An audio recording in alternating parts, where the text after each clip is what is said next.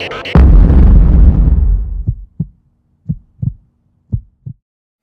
athletes, I want to talk to you about sugar, okay? And what about sugar, Josh? Well, have you ever noticed that when you look at a nutrition label, everything has a daily value of how much the FDA recommends that you take in, but not sugar? So let's look at a label. So here we're looking at some almonds. Hopefully you can see that.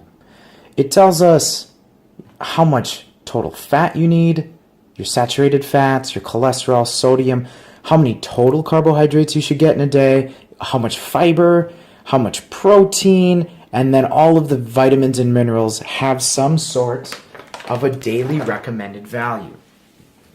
But if you notice on that label, sugar was there, but there's no recommendation. Okay? Some people say that the reason there's no daily value on sugar is because a lot of money has been spent on lobbying so that there is no daily percentage. Because imagine this. Let's say the daily value was 25 grams of sugar, of added sugar every day, okay? Because fruit sugar is a little different. But let's just say that. Well, if you had a brownie,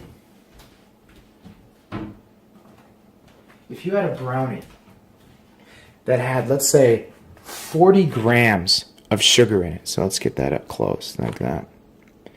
That would mean you've had 160% your daily value.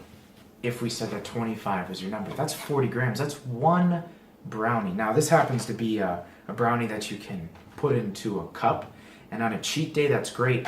But if every day you're getting 40 grams of added sugar, 80 grams of added sugar, so I just read a book, The Salt Fix, and one of the statistics that he brings up is that Americans can have over 100 grams of added sugar every single day.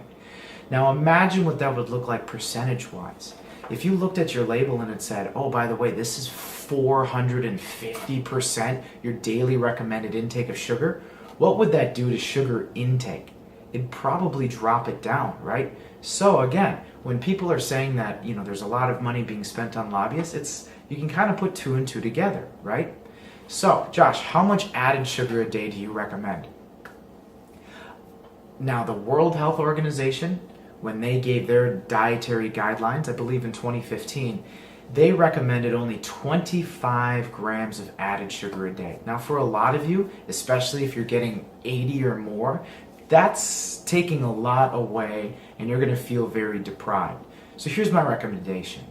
Start with half, okay? So Josh, what do you mean by half? Well, if you don't know how much sugar you're taking in, that's a problem, okay? Figure that out, cut it in half. Because again, most likely you're going to be taking 60, 80, whatever.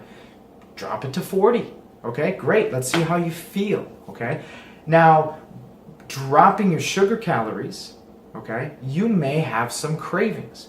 So if you're going to add in food, maybe fruit would be an okay idea, but maybe other whole grains, maybe adding in some fats might help, okay? Maybe you're just lacking salt.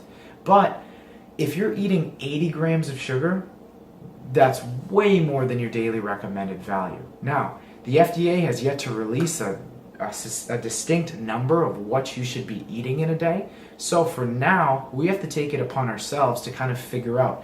Maybe you can have 30 grams of sugar every day and be just fine. Maybe you can drop a few pounds of body fat, gain some muscle, sleep better. Maybe you can have some really good benefits from lowering your sugar.